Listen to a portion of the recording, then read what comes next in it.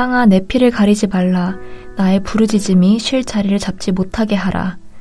지금 나의 증인이 하늘에 계시고 나의 중보자가 높은 데 계시니라. 나의 친구는 나를 조롱하고 내 눈은 하나님을 향하여 눈물을 흘리니 사람과 하나님 사이에와 인자와 그 이웃 사이에 중재하시기를 원하노니 수년이 지나면 나는 돌아오지 못할 길로 갈 것임이니라.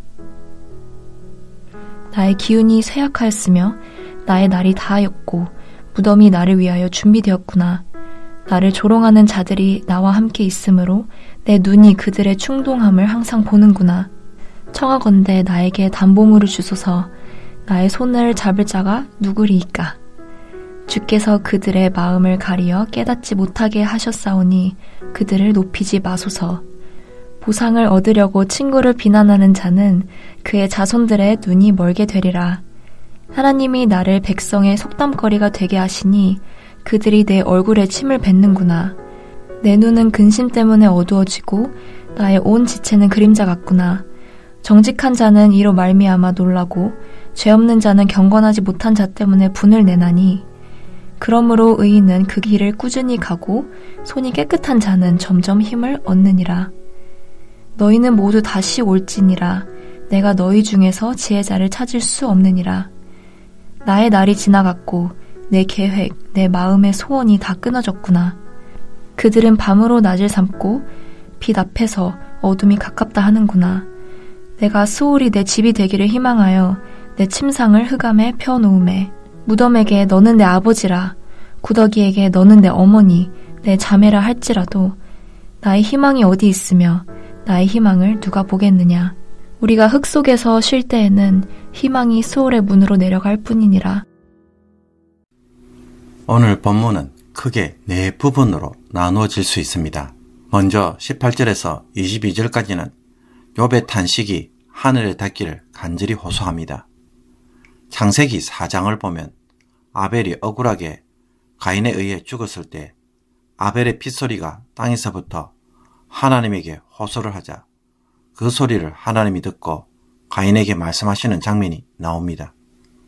무죄한 자에게 일어난 이 일은 인과응보로만 설명할 수 없는 사건입니다. 아벨처럼 욥도 자신의 이러한 무죄를 땅에 덮지 말고 하늘에도 들려져서 하늘에 계신 하나님이 증인과 중보자가 되어 주셔서 자기를 변호해 주시기를 바라고 있습니다. 친구들이 자기를 정죄하고 조롱하는 상황에서 하나님만이 무죄를 하시고 고난을 제거해 주실 수 있는 유일한 중재자입니다.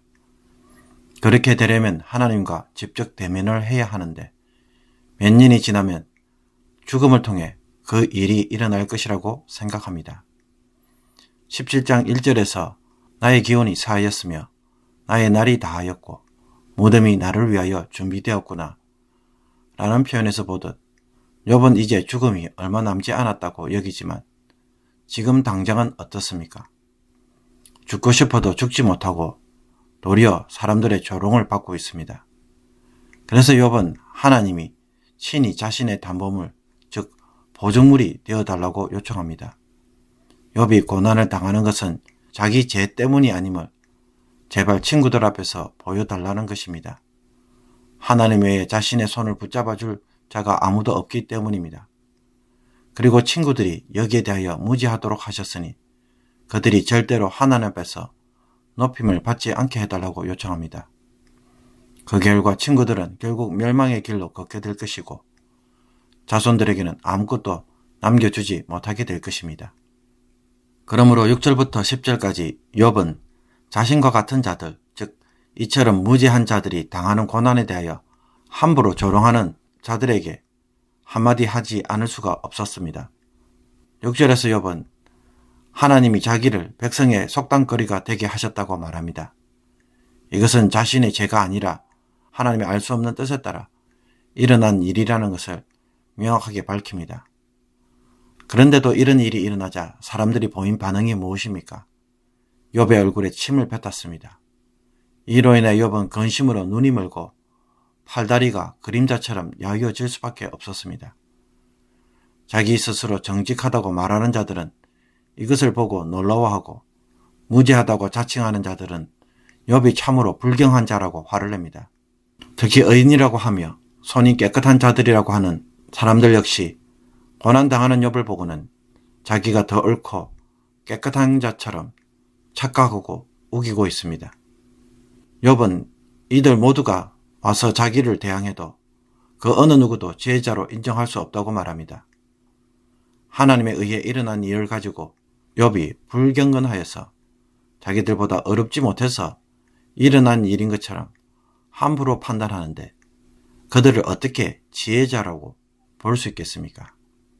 끝으로 11절에서 16절까지는 욥이 죽음에 대하여 언급함으로써 자신의 희망은 어디에 있는지 탄식합니다. 욥 자신도 지금까지 인과응보의 원칙에 따라 열심히 살아왔습니다. 친구들이 말하는 것처럼 밤이 대낮이 되고 어둠이 밝아온다고 위로하지만 욥은 모든 것이 다 끊어진 죽음과 같은 상황에 있고 이 흑암에 침상을 펼쳐놓은 것처럼 보였습니다. 그러므로 무슨 희망을 가질 수 있겠습니까? 오직 죽음만이 유일한 출구처럼 보입니다. 욥은 더 이상 삶을 지속할 힘이 없다는 것입니다. 17장 6절에서 욥이 고백한 것처럼 이런 지경에 욥이 처한 것은 하나님이 자기를 백성의 속담거리가 되게 하셨기 때문입니다.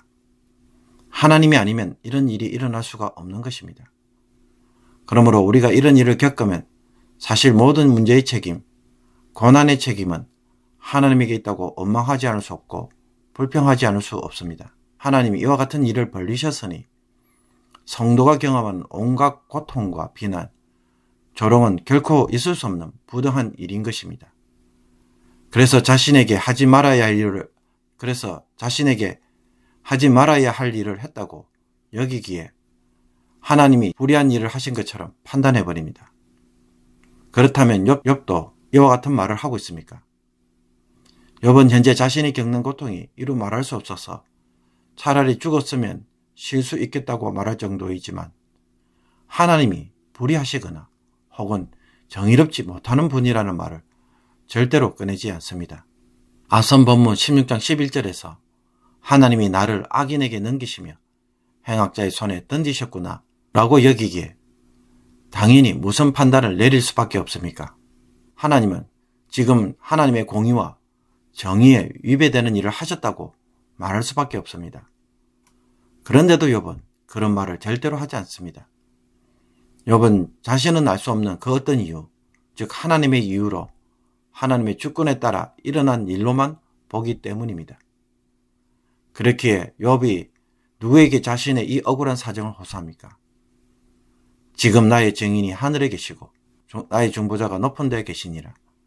나의 친구는 나를 조롱하고 내 눈은 하나님을 향하여 눈물을 흘리니 사람과 하나님 사이와 인자와 그 이웃 사이에 중재하시기를 원하노니. 하나님이 이 모든 일을 하셨기에 하나님이 자신의 의로움을 증명해 주실 수 있고 하나님만이 이 고난을 멈추게 하실 수 있는 유일한 분이심을 고백합니다. 우리가 고난 속에 있는 욥에 대하여 주목해야 할 한 가지가 있다면 바로 이것입니다. 욥은 그 어떤 억울한 상황에서도 하나님에 대한 신뢰를 결코 버리지 않고 있더라는 것입니다.